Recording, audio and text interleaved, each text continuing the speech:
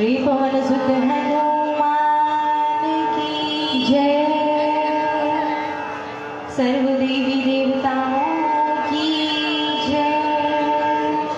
श्री तीर्थराज प्रयाग की जय। त्रिवेणी संगम की जय। सभी भक्ति भक्त भगवान की जय। नमः परमहंसाय स्वामितो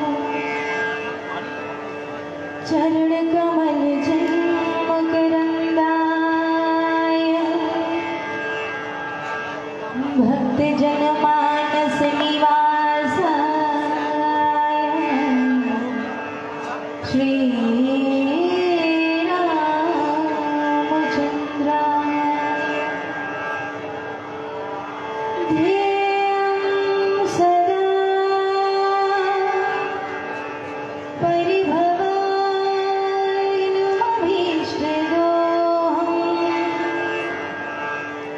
तीर्थास्पदं शिवविरञ्चितं शरण्यं धृत्यार्तिहं प्रणतपाय भवाब्धिपोतं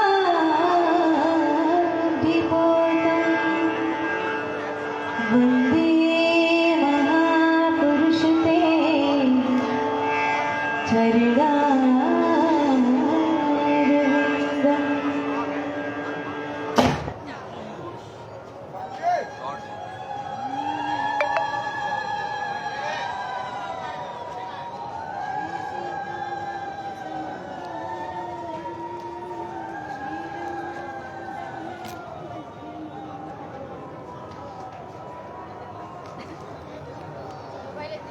श्री सीतानाथ समारंभा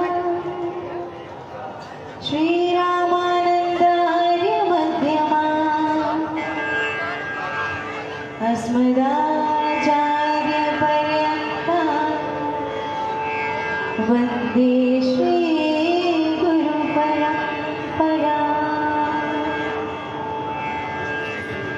नारायणं नमस्कृत्य नरं चैव नरोत्तमं देवीं सरस्वतीं व्यासं ततो जयमुदीरये।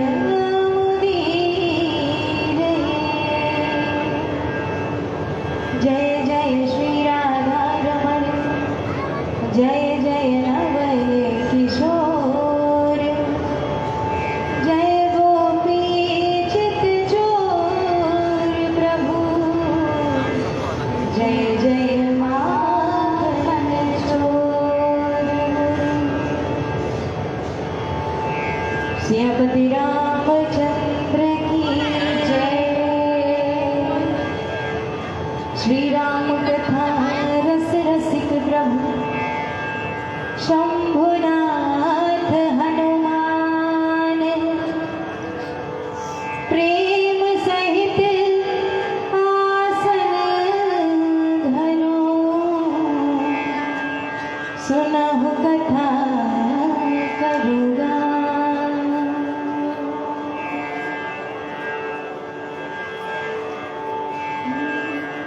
परम ब्रह्म पूर्ण प्रभु परमात्मा अखिल ब्रह्मांड के काणाति कारण परम कारण परम प्रभु के चरणों में दासी का अखिल प्रणाम।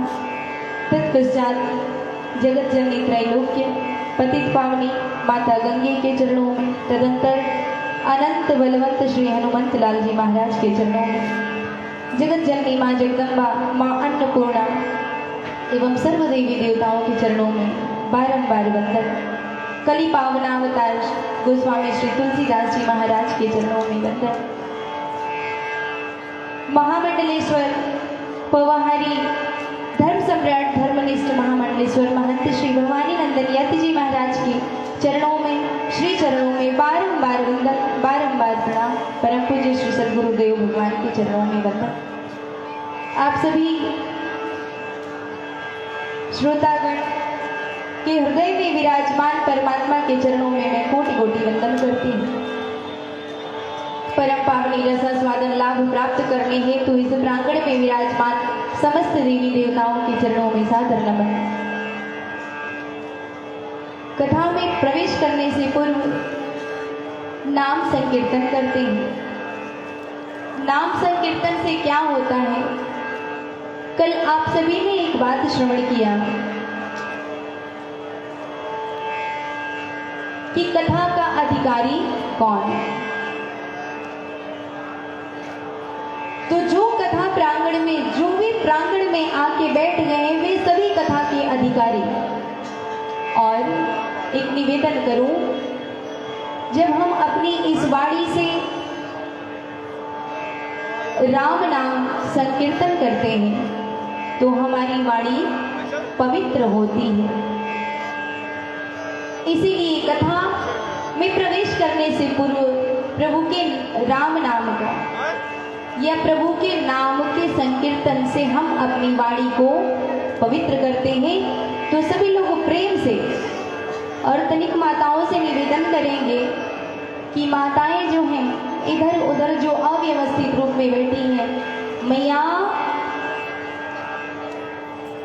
लगे कि आप लोग हमको देख रहे हैं और हम आपको देख रहे हैं। इधर उधर अगर दृष्टि रहेगी ना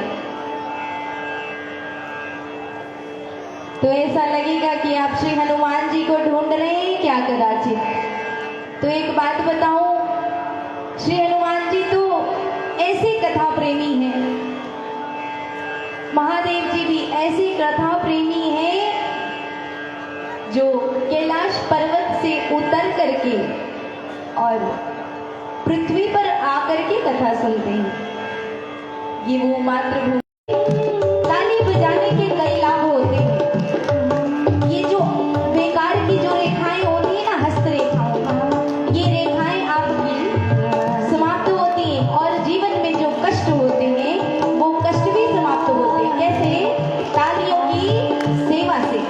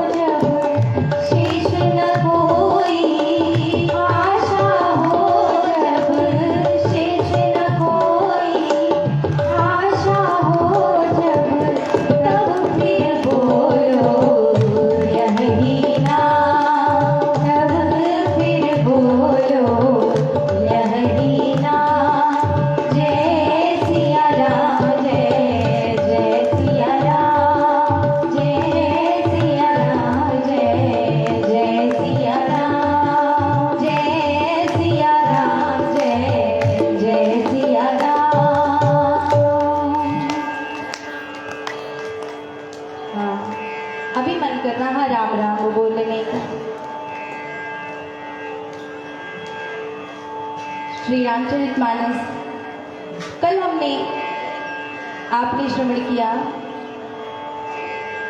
देखिए, जीवन में प्रभु के नाम को उतारना है। सबसे पूर्व में क्या करना है? नाम को जीवन में उतारना। क्यों? इस कलिकाल में दूसरा कोई साधन नहीं।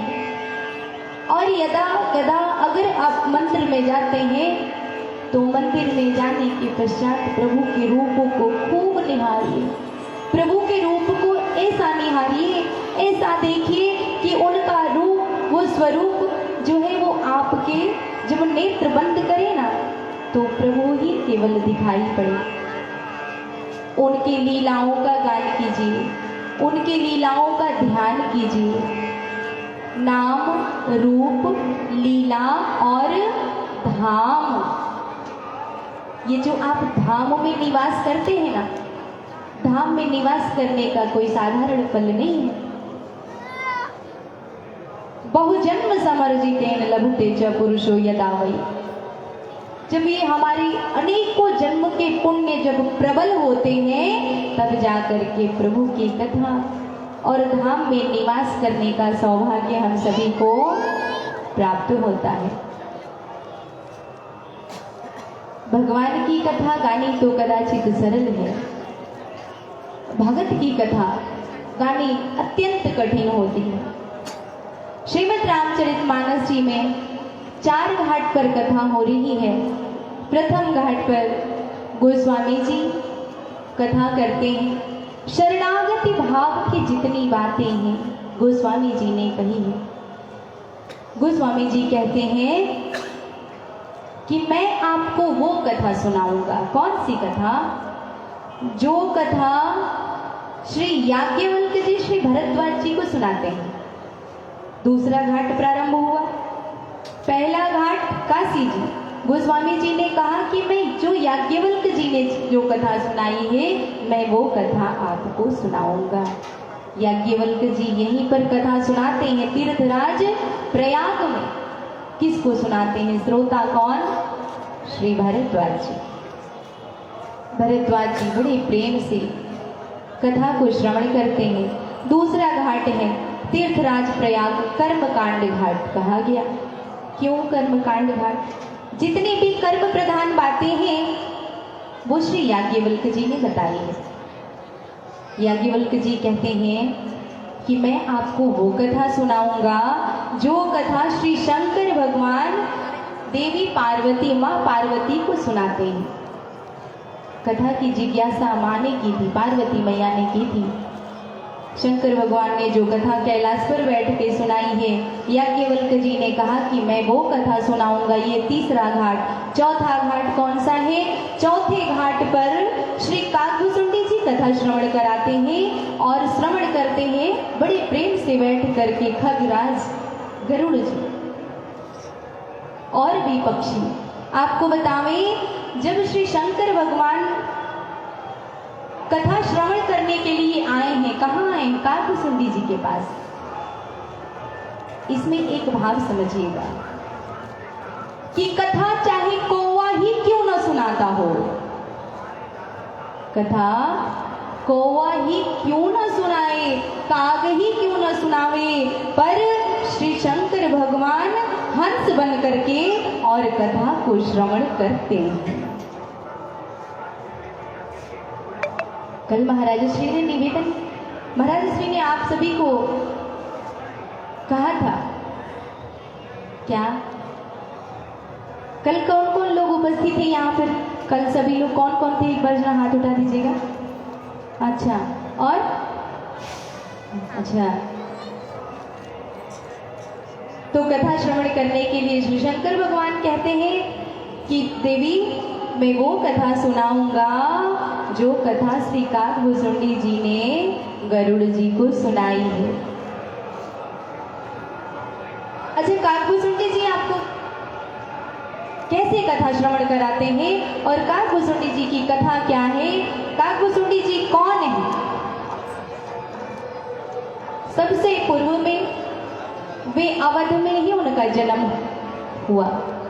अवध में जन्म हुआ, परंतु अवध में जन्म लेने के बाद भी काकभुसुंडी जी भगत नहीं हो पाए। क्यों? एक बार अवध में ना, ध्यान से श्रवण कीजिएगा, अवध में अकाल का प्रभाव दिखाई पड़ा। चारों तरफ अकाल पड़ा, अयोध्या जी में भी अकाल का प्रभाव दिखाई पड़ा। अब जो है काकभुसुंडी जी को मोह ने पकड़ा। क्या? अपने नगर की रक्षा नहीं कर पा रहे हैं। तो जब अपने नगर की रक्षा नहीं कर पा रहे हैं तो ये भगत की रक्षा क्या करेंगे? और सभी के मुख में क्या था? राम राम। सभी लोग राम नाम का गुणगान करते। तो काकभुसुंडी जी के मन में जब ये भाव आया तो काकभुसुंडी जी ने क्या किया कि गयो जयनी सुनोर गारी। चले जाते हैं उज्जैन। क्या कर रहे हैं? उज्जैन में जाकर के देखें कि महादेव जी की नगरी की क्या स्थिति है। जब काकभुसुंडी जी उज्जैन पहुंचे तो वहां पर अकाल का कोई प्रभाव नहीं था। अब काकभुसुंडी जी ने शंकर भगवान की भक्ति करनी प्रारंभ कर दी। इस कथा से हम एक चीज श्रवण करेंगे। क्या? गुरु के चरणों में किस प्रकार का प्रेम होना चाहिए और गुरु से अगर द्रोह होता है तो उसका परिणाम क्या होता है। काकभुसुंडी जी पहुंचे उज्जैन महादेव जी की नगरी में। शंकर भगवान के नाम का जाप करने लगे। एक महात्मा से भेंट हुई, उनकी कृपा दृष्टि पड़ी। कृपा दृष्टि पड़ी, उन्होंने कहा बड़ा अच्छा भगत है, ज्ञानी बना दिया। ज्ञान देते हैं और ज्ञान देने के बाद काकभुसुंडी जी कहते हैं, जब उन्होंने बताया गरुड़ जी को कि हे गरुड़ जी मैं उज्जैन गया और उज्जैन में देखा शंकर भगवान की नगरी में सभी लोग आनंद में हैं, तब मेरे मन में आया कि महादेव जी की भक्ति करो। गरुड़ जी ने इस पर तनिक रोकते हुए कहा कि फिर तो आप में विनम्रता आ गई होगी। क्यों? विद्या ददाति विनयम, विद्या से विनम्रता आती है। काकभुसुंडी जी ने कहा कि नहीं आई। क्यों नहीं आई महाराज? ऐसा कैसे संभव है? तो कहते हैं कि अधम जाति में विद्या पाए, भयउ जथा अहि दूध पियाए। जिस प्रकार सर्प को दूध पिलाते हैं ना, उसी प्रकार का मेरा व्यवहार हो गया। मेरे गुरुजी ने मुझ पर कृपा करी और कृपा करके मुझे ज्ञान दिया, और उस ज्ञान का परिणाम क्या हुआ कि मैं गुरु से ही द्रोह करने लगा, विप्र से द्रोह करने लगा, वैष्णव से द्रोह करने लगा। एक बात समझिएगा कि अगर आप भगवान शिव की भक्ति करते हैं और राम से द्रोह करते हैं तो कदापि आपकी भक्ति सफल होने वाली नहीं है। क्यों? कहते हैं कि शिव द्रोही मम दास कहावा, मम द्रोही शिवदास। ते नर करहु कलप भर, घोर नरक महु वास। ऐसा व्यक्ति घोर नरक में वास करता है। तो शिव से द्रोह करके राम जी की भक्ति पाना संभव नहीं, और राम जी की भक्ति करके शिव से द्रोह करना ये संभव नहीं है। काकभुसुंडी जी ने कहा कि गरुड़ जी मैं शंकर भगवान की पूजा करने लगा और अपने गुरु को ही मूर्ख समझने लगा, विप्र से द्रोह करने लगा, वैष्णव से द्रोह करने लगा। मैं वैष्णव को कहता कि क्या भक्ति करते हो विष्णु की, राम की क्या भक्ति करते हो? भक्ति करनी है तो महादेव की करो, क्योंकि ये सभी प्रकार से आपको सुख प्रदान करने वाले हैं। गुरुदेव ने कहा कि शिष्य से कहते हैं कि इस प्रकार की भक्ति तुम्हें फलदायी नहीं होगी। लेकिन काकभुसुंडी जी के मन में ये बात नहीं समझ में आई। एक बार तो अति हो गई, जब काकभुसुंडी जी बैठ करके महादेव जी के नाम का जाप करते हैं।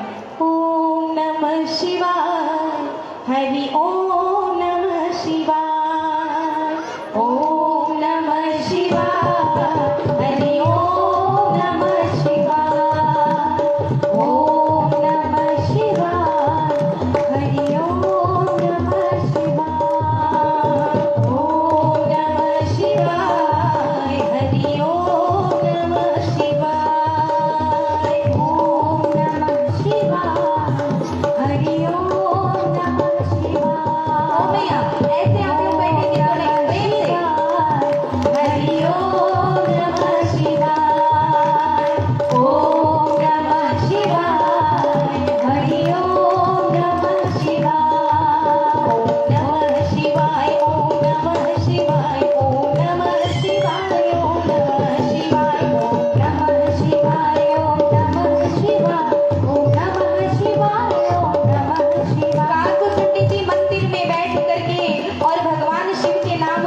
करते, ओम नमः शिवाय, ओम नमः शिवाय, ओम नमः शिवाय, ओम नमः शिवाय, ओम नमः शिवाय, ओम नमः शिवाय, ओम नमः शिवाय, ओम नमः शिवाय, ओम नमः शिवाय, ओम नमः शिवाय, ओम नमः शिवाय, ओम नमः शिवाय, ओम नमः शिवाय, ओम नमः शिवाय, ओम नमः शिवाय, ओम नमः शिवाय।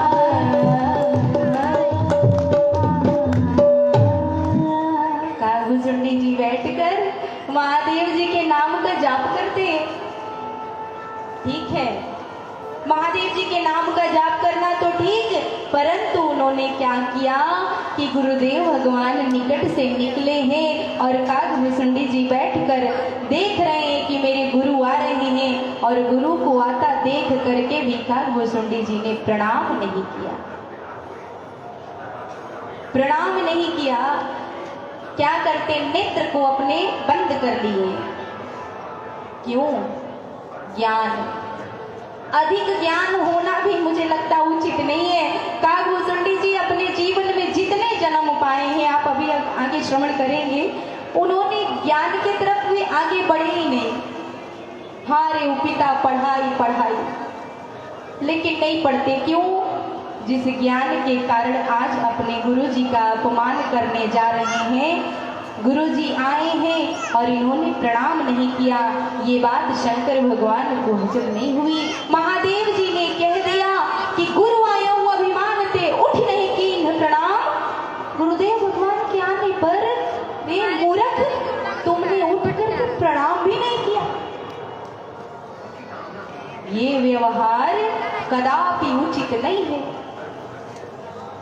अगर आप जीवन में कुछ भी बनना चाहते हैं, भगवान से मिलना चाहते हैं, किसी भी प्रकार का आपका प्रश्न है ना, तो सर्वप्रथम गुरु बनाइए। गुरु आपके जो भीतर अंधकार है ना, उस अंधकार को समाप्त करते हैं और परमात्मा से मिलाते हैं, और उन्हीं की कृपा से संत मिलते हैं। और संत हृदय नवनीत समाना, संत का हृदय जो होता है वो अत्यंत नवनीत होता है, कोमल होता है। मक्खन जिस प्रकार होता है ना, उसको हाथ में रखेंगे तो कैसे फिसलता है ना, वैसे ये जगत के व्यवहार में और संत के व्यवहार में भेद होता है। आज कागभूषुंडी जी ने जब प्रणाम नहीं किया, महादेव जी ने कह दिया कि अति अघ गुरु अवमान न सही नहीं सके महेश। इस प्रकार का व्यवहार शंकर भगवान ने सहन नहीं किया और श्राप दे दिया कि जाओ तुम 1000 योनि, आज जिस प्रकार तुम बैठे हो ना, कैसे बैठे हो, अघ के समान, सियाराम, अजगर के समान जो बैठे हो, 1000 योनि सर्प की ही तुमको प्राप्त होगी। कागभूषुंडी जी लगे रोने, मैं तो जिसका दिन रात भजन करता, आज वही ऐसा व्यवहार करते हैं। आज महादेव जी ने ही श्राप दे दिया, क्या करें। लेकिन आप ध्यान से श्रवण कीजिएगा कि आज भी ना गुरुदेव भगवान की कृपा कम नहीं हुई।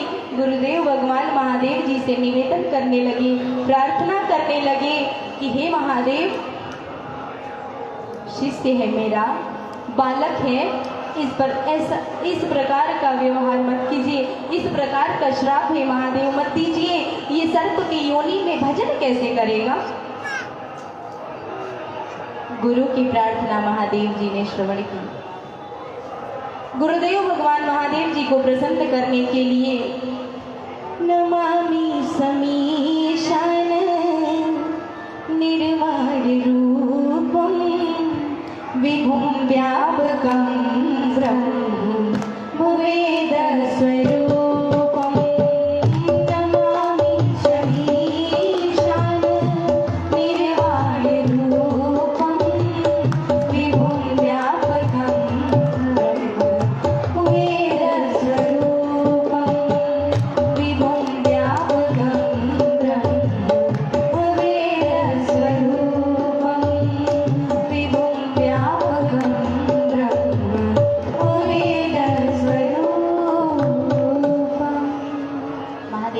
प्रसन्न हो गए। प्रसन्न होकर के महादेव जी ने कहा कि आप कह रहे हैं, आप गुरु है ना, गुरु के समान आपका व्यवहार है। गुरु अपने शिष्य को ना पुत्र के समान प्रेम करते हैं। शंकर भगवान ने कहा कि मैंने जो श्राप दे दिया है वो वापस तो नहीं ले सकता, परंतु एक कार्य है। क्या कर सकते हैं? उन्होंने श्राप में संशोधन किया। क्या संशोधन करते हैं कि 1000 वर्ष सर्प की योनि में तो रहेंगे, परंतु ये जब जी चाहे अपना शरीर 1000 शरीर जो है कि सर्प की छोड़ सकते हैं अपनी इच्छानुसार। और दूसरी बात महादेव जी ने कही कि इनको सभी जन्मों की बातें जो है वो याद रहेंगी। कागभूषुंडी जी को तनिक बाद सर्प का शरीर मिला। सर्प का शरीर मिलने के बाद कागभूषुंडी जी को बात याद थी, पूर्व जन्म में जो कुछ भी होता सब याद था। अब उन्होंने जल्दी जल्दी ही वे सर्प का शरीर छोड़ते गए। 1000 बार सर्प का शरीर उन्होंने छोड़ा है। तब जाकर के एक दिन भूसुंडी शर्मा ब्राह्मण परिवार में कागभूषुंडी जी का जन्म हुआ। भूसुंडी शर्मा नाम रखा गया। पिताजी की आज्ञा होती कि बालक पढ़ाई करे, बच्चा पढ़े, परंतु कागभूषुंडी जी पढ़ाई नहीं करते। क्यों? आज भी अगर अधिक विद्या में पा गया तो विद्या पाने के बाद कहीं ऐसा ना हो कि जीवन में जो पूर्व में व्यवहार हुआ है वही व्यवहार आगे हो जाए। इसलिए पिताजी विद्यालय भेजते, परंतु कागभूषुंडी जी अर्थात भूसुंडी शर्मा पढ़ाई नहीं करते। परिणाम, हारे हो पिता पढ़ाई पढ़ाई कितना भी कहते, परंतु पढ़ाई नहीं करते। कुछ समय पश्चात माता पिताजी का देवगमन हो गया। इसके बाद कागभूषुंडी जी ने निर्णय लिया क्या भगवान का भजन करेंगे। ओ मैया, ठीक है, हाँ अच्छी बात है। तो कागभूषुंडी जी, भूसुंडी शर्मा जी अब क्या चाहते हैं? भगवान के सगुण रूप का दर्शन करना चाहते हैं। निर्गुण ब्रह्म नहीं, निर्गुण ब्रह्म नहीं चाहते कि निर्गुण कोई अगर सबसे पूछते, प्रश्न पूछते हैं कि भगवान कहाँ मिलेंगे, कहाँ मिलेंगे, तो कोई कहता कि हरि व्यापक सर्वत्र समाना। तो कागभूषुंडी जी ने कहा कि मिलेंगे कैसे? तो प्रेम के प्रकट हो ही में जाना। जिसको अनुभव था उन्होंने कह दिया कि प्रेम से भगवान प्रकट होते हैं। लेकिन कागभूषुंडी जी को ये बात समझ में नहीं आती। उनको तो केवल एक ही बात है कि मैं तो भगवान के दर्शन करना चाहता हूँ। चलते चलते आगे एक दिन लोमस गुरुजी से भेंट हुई। लोमस गुरुजी बैठ करके ध्यान में भगवान का ध्यान करते। भूसुंडी शर्मा ने कहा कि हे गुरुदेव, मैं एक निवेदन करना चाहता हूँ। बड़ी दैन्य भाव से उन्होंने प्रार्थना किया कि मुझे भगवान के सगुण रूप का दर्शन करना है। लोमस गुरुजी सोचे कि भगत है, भगवान को देखना चाहता है, क्या करें। पहले तो उन्होंने कहा कि ब्रह्म है, साक्षात ब्रह्म है। एक बात में निवेदन करूं, ब्रह्म कहना या अपने आप को जो बात हम कहते हैं उस पर निर्भर रहना, ये अधिक देर तक, अभी तक क्या कह रहे थे कि भूसुंडी शर्मा आप ना साक्षात ब्रह्म हो। क्यों? भगवान के दर्शन पाना चाहते हो, भगवान के दर्शन चाहते हो। लेकिन तनिक देर बाद जब भूसुंडी शर्मा जी ने कई बार निवेदन कर दिया कि मुझे प्रभु के सगुण रूप का दर्शन करना है, मुझे ये नहीं कि ब्रह्म भीतर है, मैं भीतर नहीं देखना चाहता हूँ, मैं तो राम जी को साक्षात देखना चाहता हूँ। अब इस पर लोमस गुरुजी को क्रोध आ गया। क्रोध आते ही उन्होंने कहा कि काग की भांति व्यवहार कर रहे हो, जाओ अब से तुम कौआ बन जाओ। अब जो भूसुंडी शर्मा थे वे कौआ बन गए। लेकिन जो भगत का व्यवहार होता है, भक्त का व्यवहार क्या? अभी काकभूषुंडी शर्मा जी ने जो है लोमस गुरु जी को धन्यवाद ही दिया। क्यों धन्यवाद दे रहे हैं? कह रहे हैं कि गुरुदेव आपने अच्छा ही किया, अब तो मैं काग बन गया, कौवा बन गया। अभी तक तो मैं पांव से चल चल करके सबसे पूछा करता कि भगवान कहाँ मिलेंगे, लेकिन जब मैं अब कौवा बन गया हूँ तो उड़ करके जाऊंगा और जब जी चाहेगा तब अपने प्रभु के दर्शन किया करूंगा। हाँ?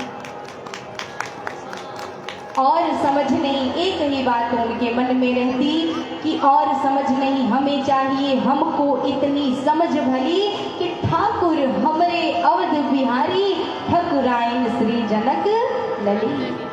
बस एक ही बात कि ठकुराइन मेरी जनक लली और ठाकुर जी मेरे अवध बिहारी।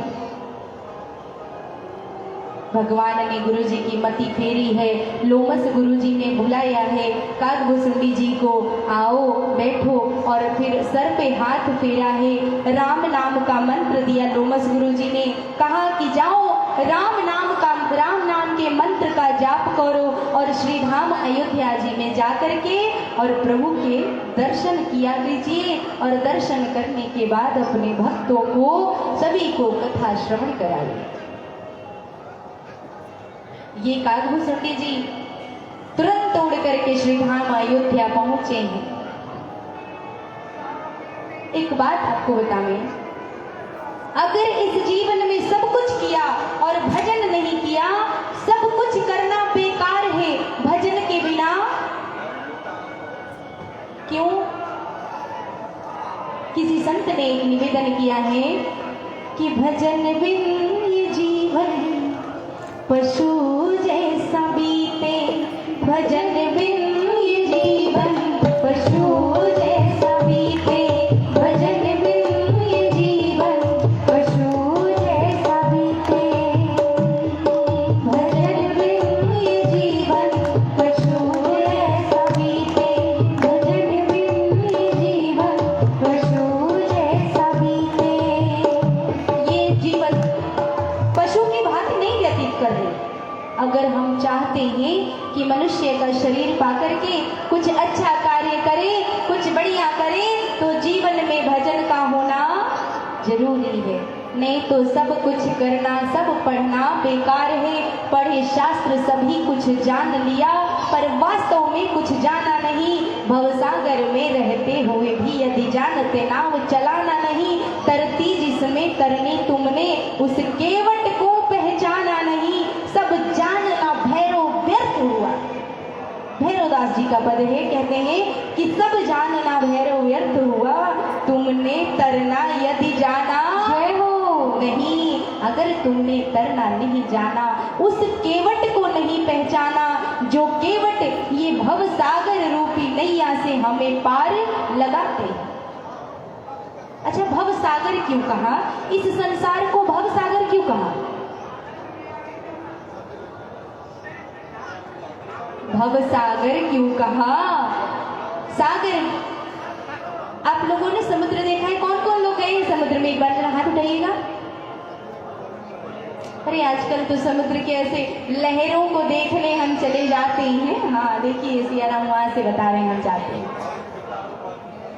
तो आप लोग हमें ये बताइए कि जिसने जिसने समुद्र को देखा है, समुद्र के इस छोर को तो देखा, परंतु क्या उस छोर को देखा है? उत्तर दीजिए। समुद्र का एक ही छोर तो हमें दिखाई पड़ता है, दूसरा छोर दिखाई नहीं पड़ता, परंतु दूसरा छोर है ना।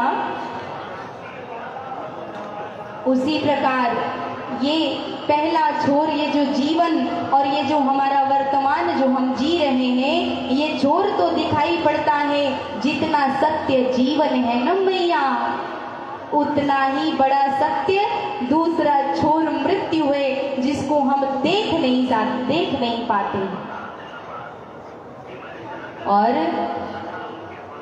समुद्र में लहरें जितनी आनंद, देखने में कितनी अच्छी लगती हैं लहरें, परंतु क्या अगर हमें प्यास लगे तो हम उस जल से अपनी प्यास बुझा सकते हैं? उत्तर दीजिएगा। अरे बोलिए मैया। कभी चेक ही नहीं किया होगा, देखा ही नहीं होगा कि समुद्र का जल कैसा लगता है, खारा लगता है ना एकदम, पीने लायक, पीने के योग्य जल नहीं रहता है, जल है ही नहीं, वो पानी है। उसी प्रकार ये जो जगत है ना, ये समुद्र का जल है।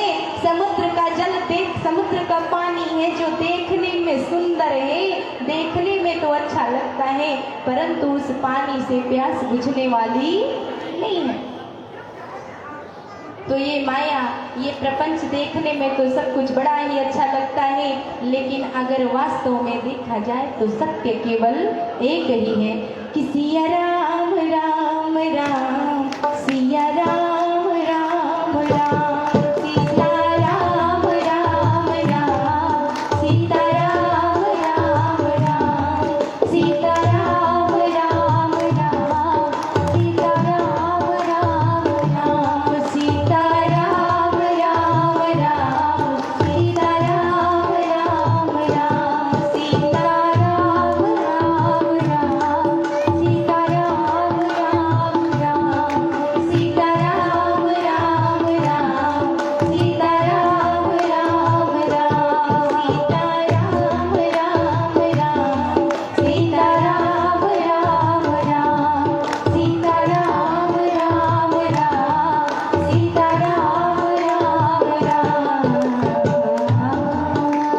केवल एक ही नाम सत्य है, केवल एक ही नाम सत्य है, केवल और केवल ईश्वर ही सत्य है, परमात्मा ही सत्य है, राम का नाम ही सत्य है, इसके अतिरिक्त कुछ भी सत्य नहीं है।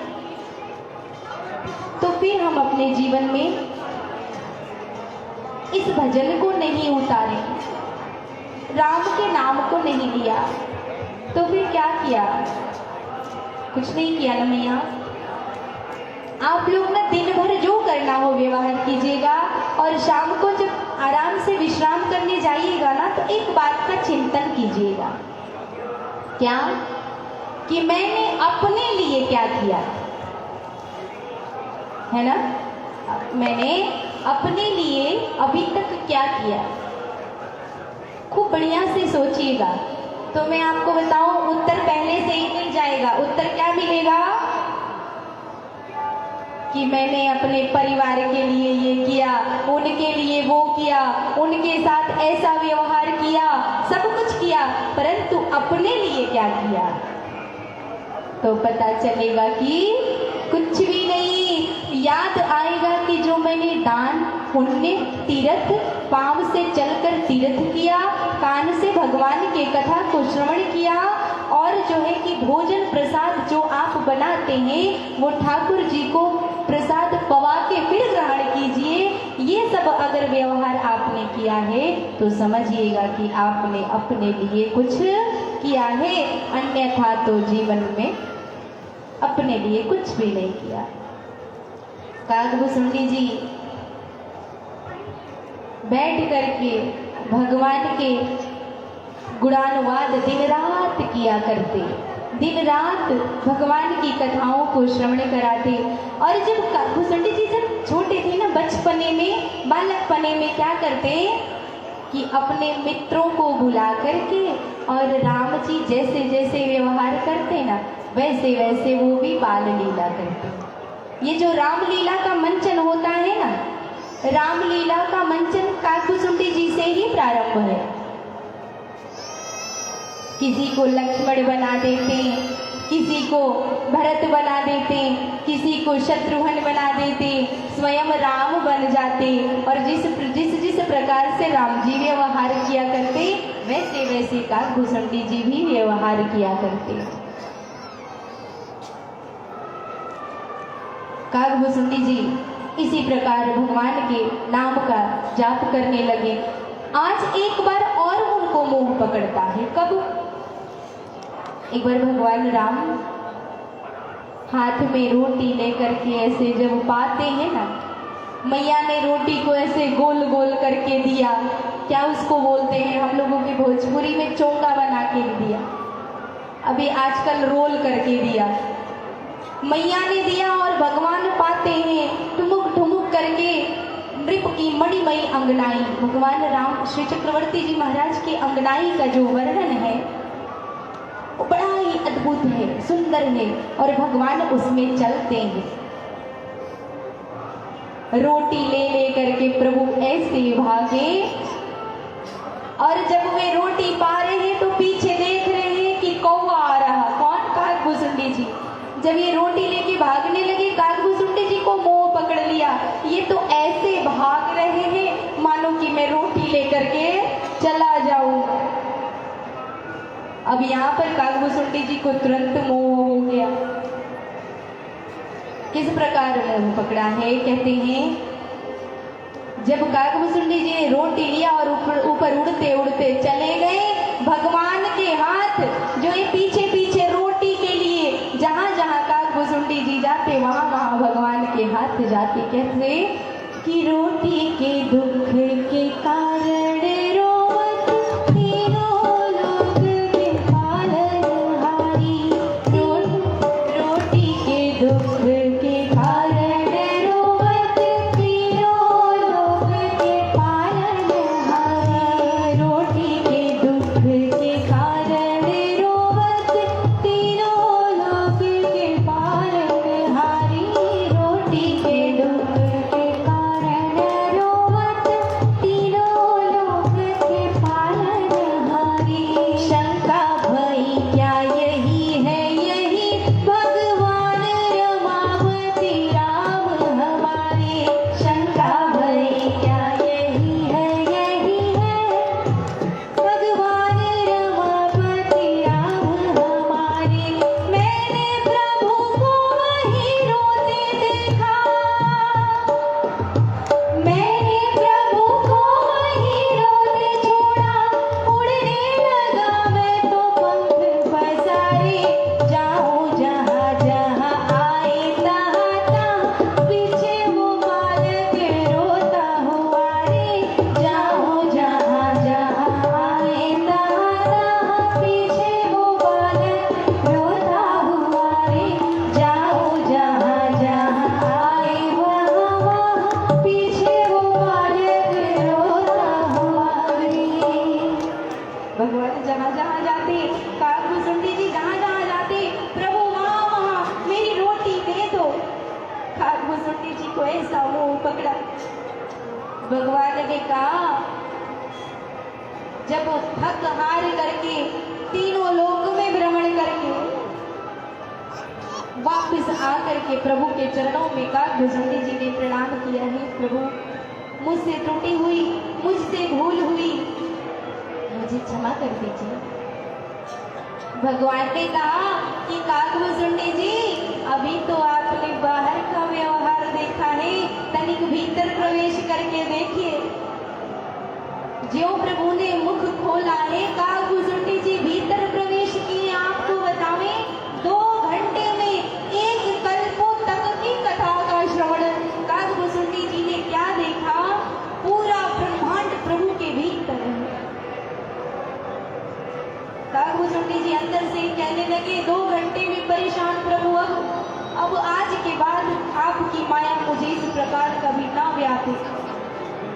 भगवान ने कहा काकभूसुंडी जी आज के पश्चात आपको ये मेरी माया जो है वो कभी नहीं व्यापे। तब से काकभूसुंडी जी केवल भगवान के नाम का जाप करते और सभी लोगों को, खगराट पक्षियों को दिन रात काकभूसुंडी जी के चेंबर में कथा 1 घंटे 2 घंटे की नहीं, दिन रात कथा चलती, निरंतर कथा चलती रहती।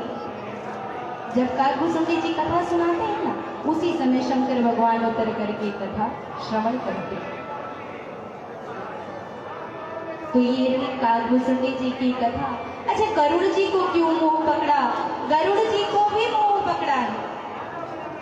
जब लंका कांड में भगवान नागपाश से बंध गए ना, गरुड़ जी को बुलाया गया। नागपाश से मुक्त करने के लिए गरुड़ जी आए हैं और भगवान को नागपाश से तो मुक्त कर दिए, परंतु स्वयं ही बंध गए। किसमें बंध गए महाराज?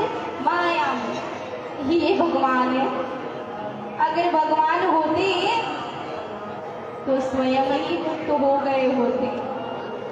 ये भगवान नहीं है। अब जब काकभूषुंडी सियाराम, जब गरुड़ जी को मोह पकड़ा, गरुड़ जी पहुंचे कहाँ? ब्रह्मा जी के पास। ब्रह्मा जी ने कहा कि इसका उत्तर मैं नहीं दूंगा। कहाँ जाइए? जाइए शंकर भगवान के पास।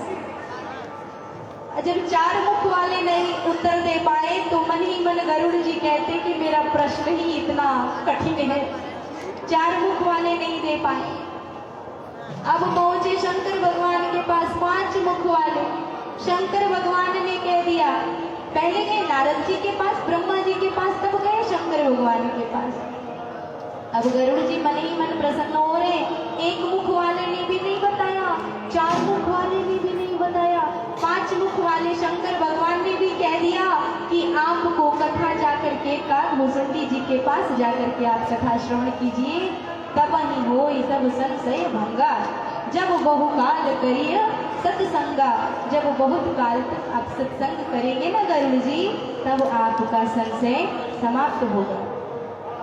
गरुड़ जी पहुंचे हैं काकभूषुंडी जी के यहाँ आश्रम पे कि जय जय राम कथा, जय श्री राम कथा, जय जय राम कथा, जय श्री राम कथा, जय जय राम कथा, जय श्री राम कथा, जय जय राम कथा, जय श्री राम कथा। सौ जन्म जन्म की व्यथा हो, जय जय राम कथा, जय श्री राम कथा, जय जय राम कथा, जय श्री राम कथा, जय जय राम कथा, जय श्री राम कथा, जय जय राम कथा। तालियों की सेवा। जय श्री ओम संसय नाना ब्रह्मंडे परम पावन तव आश्रम गयो संसय नाना ब्रह्म। अब श्री राम कथायति पावनी सदा सुख दुख कुंज न सावनी। अब श्री राम कथायति पावनी दुख कुंज न सावनी। सादर तात सुनाओ मोहि, सादर तात सुनाओ मोहि, बार बार विनवो प्रभु तोहि। राम कथा, जय श्री राम कथा, जय जय राम कथा, जय श्री राम कथा, जय जय राम कथा, जय श्री राम कथा।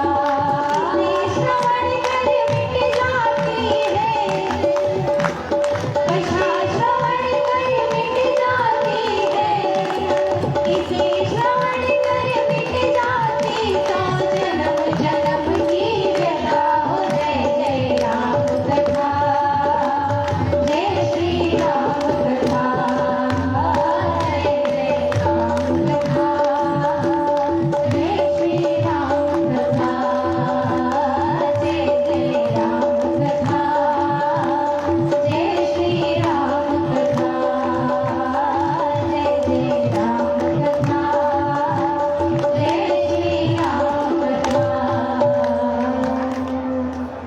गरुड़ जी ने कहा कि हे तात, जब मैं आया आश्रम के केवल प्रभाव मात्र से मेरे संशय समाप्त हो गए।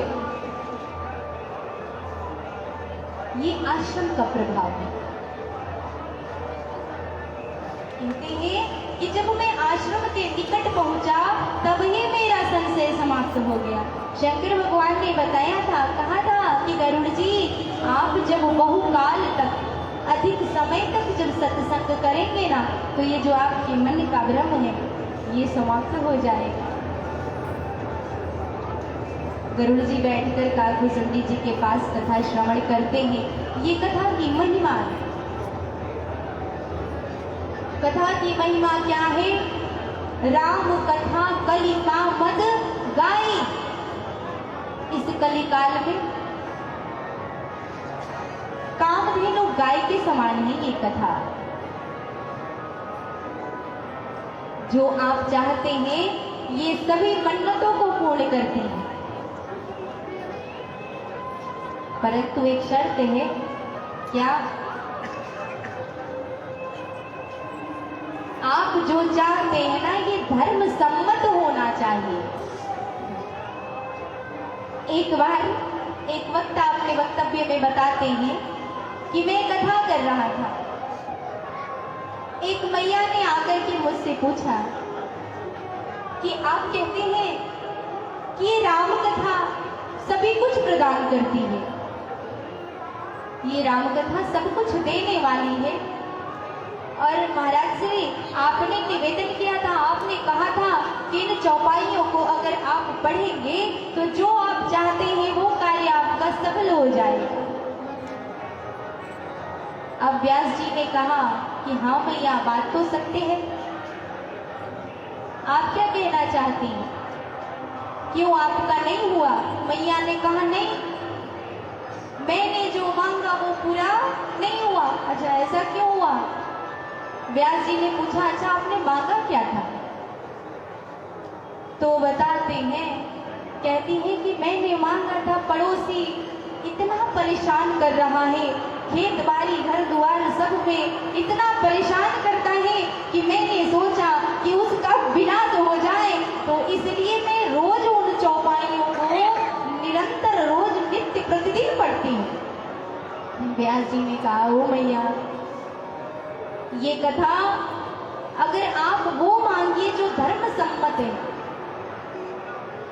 अब किसी को हानि पहुंचाने के लिए अगर आप कहें कि इन चौपाइयों को मैं पढ़ूं और किसी को उससे क्षति पहुंचे, तो भगवान ऐसा नहीं होने दे।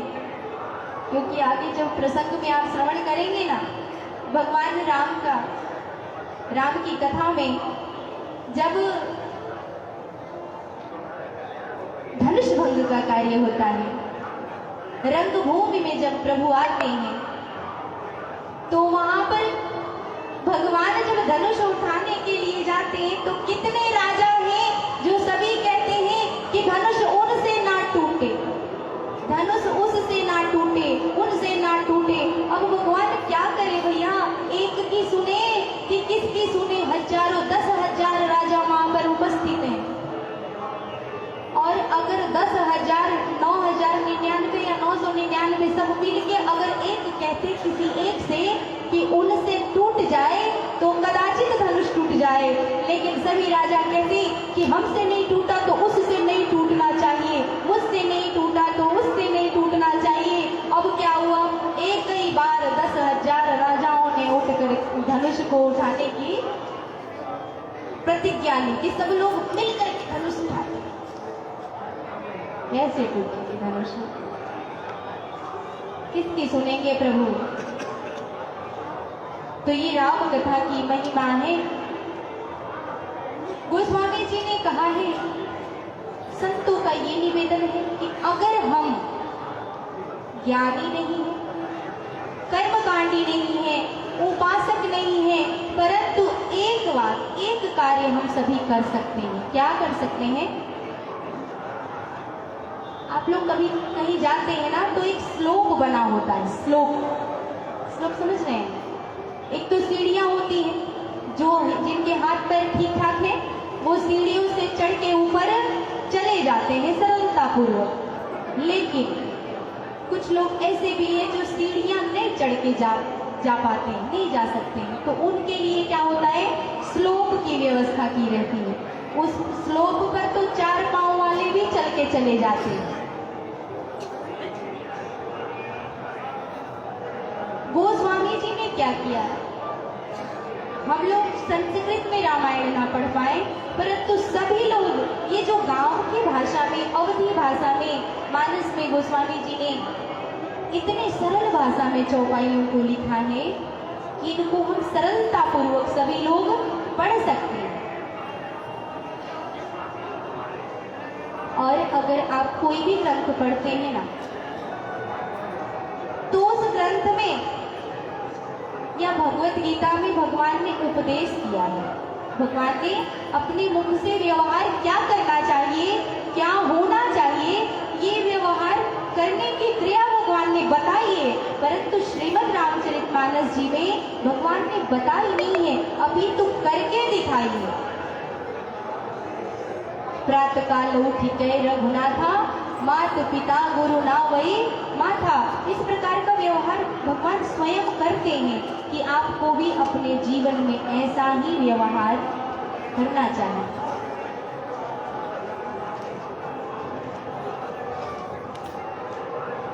तो कथा सबसे पूर्व एक बात मैं निवेदन करूं, विश्वास का होना अनिवार्य होता है।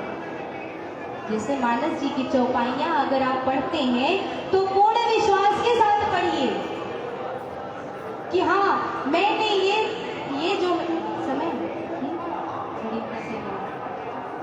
जो भी चौपाई अगर आप पढ़ते हैं ना तो उसको पूरे विश्वास के साथ जो है कि अध्ययन किया कीजिए, पढ़िए। जितनी बार आप मानस जी की चौपाइयां पढ़ेंगे, मैं कहती हूँ कि उतनी बार आपको कुछ न कुछ उसमें नया और भी अच्छा लगता है।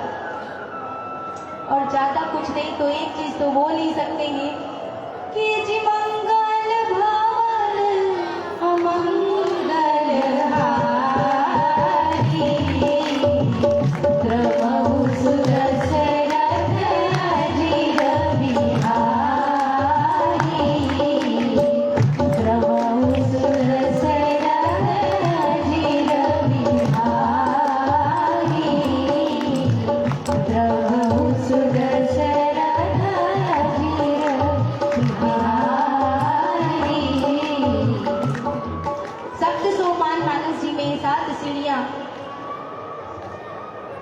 श्रीमद् रामचरितमानस जी में है। सबसे प्रथम श्लोक में गोस्वामी जी ने कहा, सबसे पहले मां सरस्वती की वंदना करते हैं।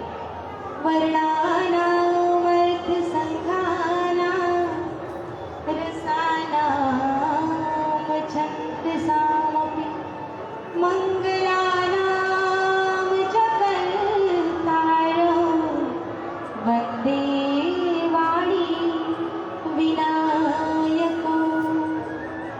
किसी ने गोस्वामी जी से प्रश्न किया कि प्रथम पूज्य कौन है? गणेश जी, है ना? प्रथम पूज्य गणेश जी हैं, लेकिन श्रीमद् रामचरितमानस जी के पहले श्लोक में गोस्वामी जी ने पहले वाणी की वंदना की, सरस्वती माँ की, तब विनायक की, गणेश भगवान की। ऐसा क्यों? संतों का यह भाव है कि माँ सरस्वती की कृपा ही होती है तब गणेश जी की कृपा होती है, क्योंकि सरस्वती माँ ने ही तो हमें बोध कराया है कि प्रथम पूज्य कौन है? विनायक है, प्रथम पूज्य गणेश जी हैं। इसलिए सर्वप्रथम माँ सरस्वती और गणेश जी की वंदना करते हैं। दूसरे श्लोक में भवानी शंकरो वंदे श्रद्धा विश्वास रूपिणो याभ्याम विना न पश्यन्ति सिद्धा स्वांतस्थमीश्वरम। दूसरे श्लोक में गोस्वामी जी ने शंकर भगवान और माता पार्वती की वंदना की। कैसे करते हैं? श्रद्धा और विश्वास के रूप में। अगर आपके भीतर श्रद्धा नहीं होती ना तो आप पंडाल में नहीं बैठते, है ना? और श्रद्धा है और अगर विश्वास नहीं है फिर कभी भी नहीं बैठते। और श्रद्धा और विश्वास जब ये दोनों लोगों का मिलन होता है ना, तभी जाकर के श्री राम कथा रूपी गंगा भगवान के श्रीमुख से प्रवाहित होती है। जो जगत में आज प्रत्येक घरों में रामचरितमानस गाया जाता है। रामचरितमानस जो गोस्वामी जी ने एकदम सरल शब्दों में लिखा है। दूसरे श्लोक में श्रद्धा और विश्वास रूपी शंकर भगवान की वंदना और माता पार्वती की वंदना करते हैं। तीसरे श्लोक में वंदे बोधमयं नित्यं गुरुं शंकर रूपिणं यमाश्रितो हि वक्रोऽपि चंद्रः सर्वत्र वंद्यते। टेढ़ा चंद्रमा भी वंदनीय हो गया। क्यों? किसी ने शंकर भगवान से पूछा कि प्रभु क्या आप भी टेढ़े से डरते हैं? शंकर भगवान ने कहा नहीं, तब आपने चंद्रमा को शीश पर क्यों धारण किया? ये आपने जीवन में देखा है ना, अरे बड़ा टेढ़ा व्यक्ति है, इनसे दूर ही रहो भाई, है कि नहीं? बड़े लड़ाकू हैं, दूर ही रहो भैया इनसे, राम राम, दूर से राम राम कर ले। लेकिन प्रश्न क्या था कि आपने प्रभु चंद्रमा को शीश पर क्यों धारण किया? शंकर भगवान ने कहा कि कोई कितना भी टेढ़ा ही क्यों न हो, पापी ही क्यों न हो, दुराचारी क्यों न हो, परंतु इस चंद्रमा में ना एक गुण है। कौन सा गुण है? रामचंद्र, कृष्णचंद्र, अर्थात मेरे प्रभु के नाम के साथ चंद्र लगा हुआ है। एक नाम जो अगर भगवान के नाम के साथ जुड़ा है तो उसको भगवान अपने शीश पर धारण करते हैं। बोलिए सियापति रामचंद्र की जय। तो सोचिए, अगर हम अपने जीवन में प्रभु के नाम को धारण करें तो क्या प्रभु की कृपा नहीं होगी? होगी ना। ज्ञान हो आवश्यक नहीं है, परंतु एक बात केवल शरणागति, प्रभु के शरण में रहा जाए, प्रभु के शरण में रहा जाए और सब कुछ उन पर समर्पित कीजिए। आगे जब आप प्रसंगों को श्रवण करेंगे ना, अगर समय मिला, भरत चरित्र में 6 प्रकार की शरणागति और 6 प्रकार की शरणागति भाव की बातें भगवान राम के प्रति भरत भैया ने किस किस प्रकार से व्यवहार किया है, इसको आप श्रवण करेंगे। 3रे श्लोक में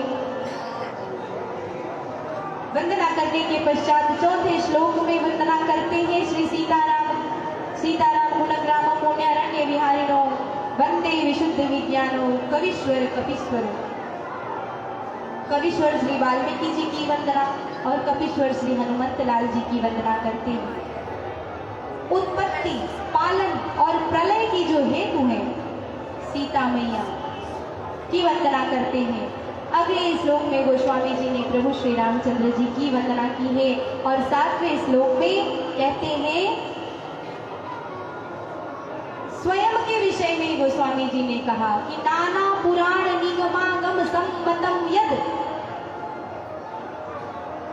अनेकों पुराण निगम अगम के सम्मत से और इससे अतिरिक्त भी। अच्छा, इससे अतिरिक्त क्या हो गया? क्योंकि इसमें अगम आ गया, निगम आ गया, अर्थात वेद पुराण निगम उप पुराण जब सभी आ गए तो इसके अतिरिक्त क्या बचता है? संतों की वाणी। सबके सम्मत से गोस्वामी जी ने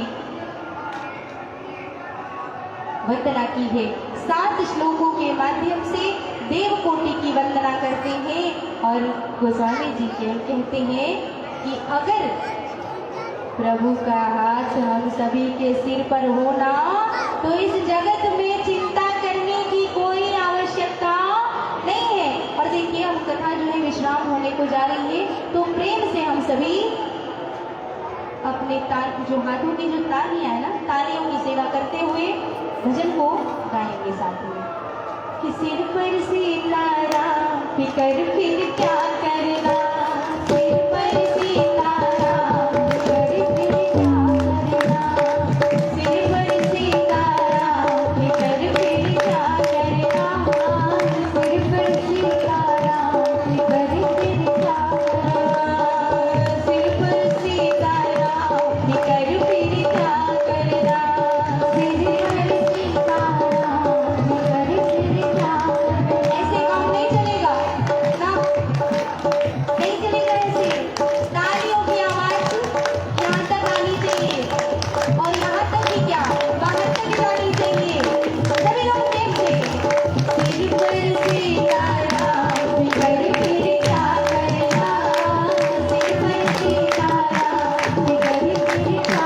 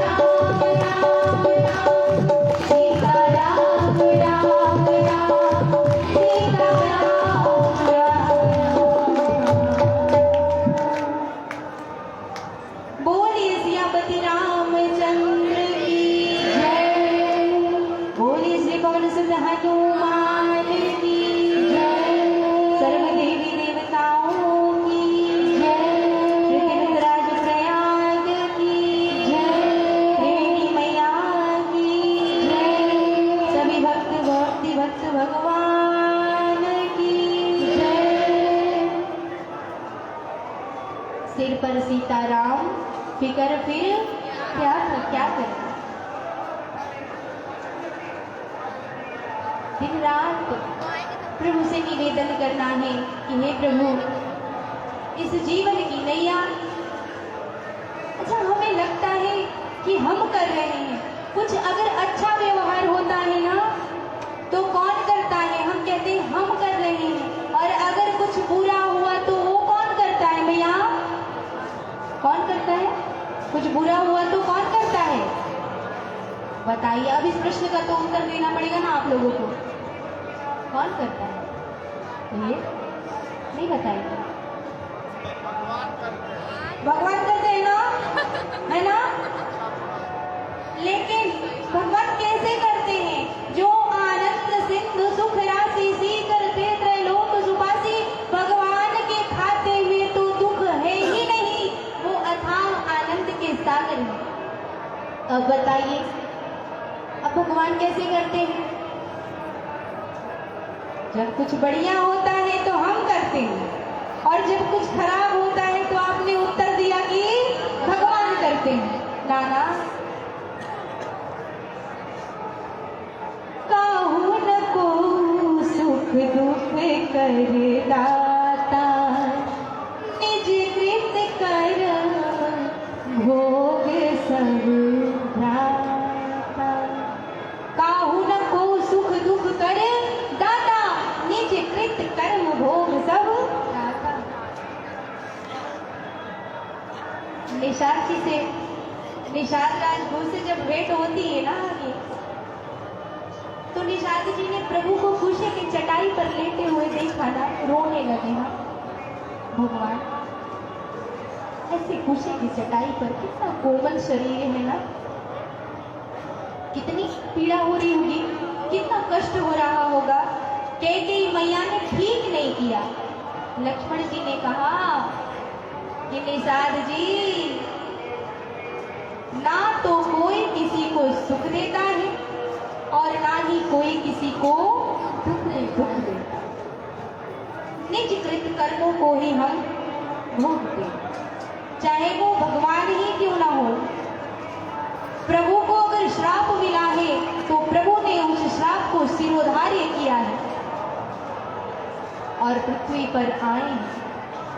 भगवान के आने के कई कारण, जिन कारणों पर और जिन जिज्ञासाओं पर हम कल चर्चा करेंगे, कल कथा में हम सभी प्रवेश करेंगे। आज तो केवल प्रभु के, क्योंकि अगर हम कथा में प्रवेश करें और कथा का महात्म्य न जाने तो महात्म्य जानना अति अनिवार्य होता है कि राम कथा पढ़ने से, राम कथा सुनने से, तीर्थ करने से क्या लाभ है। जिज्ञासाओं को हम सभी जो है कल प्रवेश करेंगे कि माँ ने क्या क्या जिज्ञासा की है। प्रथम सुकारण कहूँ भवानी, निर्गुण ब्रह्म सगुण वपुधारी। ये निर्गुण ब्रह्म कहलाने वाले भगवान राम निर्गुण ब्रह्म, जो वेद शास्त्र निर्गुण निर्गुण कह करके पुकारते हैं और कहते हैं, तो वो भगवान सगुण रूप धारण करके धरती पर क्यों आए, प्रभु के आने का क्या कारण है, उन्होंने किस प्रकार से लीलाओं को किया है, ये माँ आगे चल के जिज्ञासा करेगी। गोस्वामी जी कहते हैं कि रामचरितमानस पूरा का पूरा क्या है, शिव शास्त्र है। रामचरितमानस क्या है? शिव शास्त्र। रच महेश निज मानस राखा, जो रच करके महादेव जी ने स्वयं अपने मन में रखा और पाई सुसमय शिवासन भाखा। समय पाकर के, सही समय पाकर के जिज्ञासा को देख करके महादेव जी ने मां पार्वती को उत्तर दिया। कथा ऐसे ही नहीं सुनाई जाती, कथा सुनने की जिज्ञासा होनी चाहिए। अगर जिज्ञासा ना होती तो, अगर 4 घाट पे कथा हो रही है ना, आप सभी ने श्रवण किया कि एक ही वक्ता है, 3 घाट पे एक ही वक्ता और एक ही श्रोता है। गोस्वामी जी ने तो यहाँ तक कह दिया कि निज मन, मैं अपने मन को कथा सुना रहा हूँ। भगवान की कथा अपने मन को सुनाते हैं रामचरितमानस जी में। और विनय पत्रिका नामक जो ग्रंथ है, द्वादश ग्रंथावली में एक विनय पत्रिका नामक ग्रंथ में गोस्वामी जी ने अपने मन की व्यथा भगवान को सुनाई है। यहाँ भगवान की कथा अपने मन को सुनाई और वहां पर मन की व्यथा भगवान को सुनाई।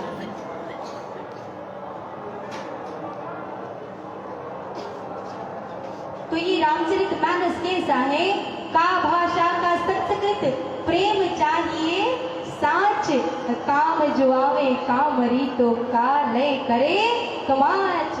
ये संस्कृत भाषा में अगर वाल्मीकि रामायण है तो इसको हम सभी पढ़ नहीं सकते हैं। तो गोस्वामी जी ने क्या किया है? संस्कृत भाषा नारियल तोड़त में कठिनाई है ना। अगर नारियल दे दिया जाए, अभी यहाँ पर अगर प्रसाद स्वरूप में नारियल वितरित कर दिया जाए और आपको खूब भूख लगी है तो सोचेंगे कि नारियल पाले तो पाएंगे क्या? नहीं ना। उसको ले जाके रखेंगे, पता नहीं कै दिन रखा रहेगा, भगवान ही मालिक है। कब पाएंगे? जब नारियल टूटा रहेगा। अगर तोड़ के उसको प्रसाद स्वरूप में वितरित हो जाए तो उसको आप जो है कि तुरंत पा लेंगे। गोस्वामी जी ने क्या किया कि गरी कोरी तुलसी धरे, जो चाहे सो खाए। गोस्वामी जी ने खूब बढ़िया से सरल भाषा में कर दिया है। अब श्रीमद् रामचरितमानस जी आपको पढ़ते हैं। और जब प्रभु की कृपा होती है ना तो मूक होई वाचाल, पंगु चढ़े गिरवर गहन। ये उनकी कृपा की महिमा है। गुरुदेव भगवान की कृपा की महिमा है। तीर्थराज प्रयाग में आप सभी इस प्रांगण में, पवित्र प्रांगण में बैठे हैं।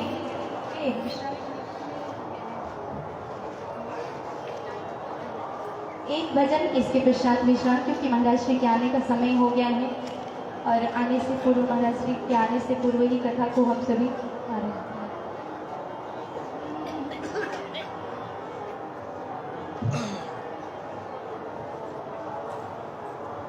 सीताराम राम राम, सीताराम राम राम, सीताराम राम राम, सीताराम राम राम,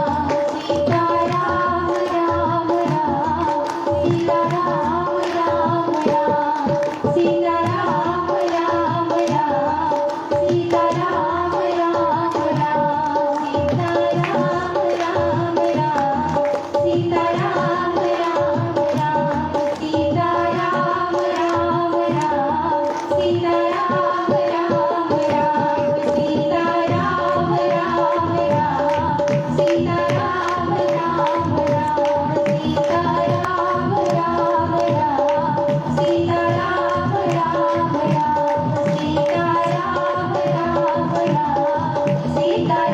राम राम, सीताराम राम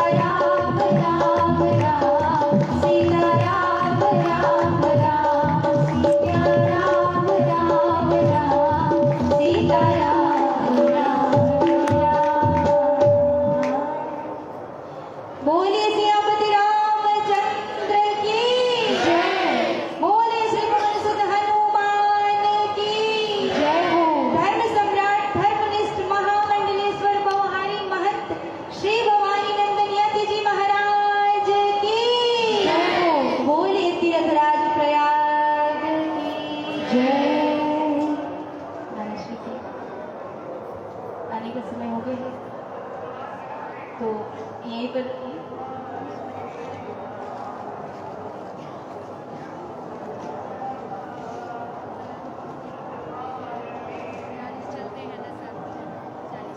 जब तक महाराज जी नहीं आए हैं तब तक एक तीर्थराज प्रयाग की महिमा को हम सभी गा लेते हैं प्रेम से। कुंभ, महाकुंभ, और ये महाकुंभ नहीं, पूर्ण कुंभ में आप सभी आए हुए हैं, पूर्ण कुंभ में पधारे हुए हैं। हाँ हाँ, क्या आनंद है। और क्या सौभाग्य है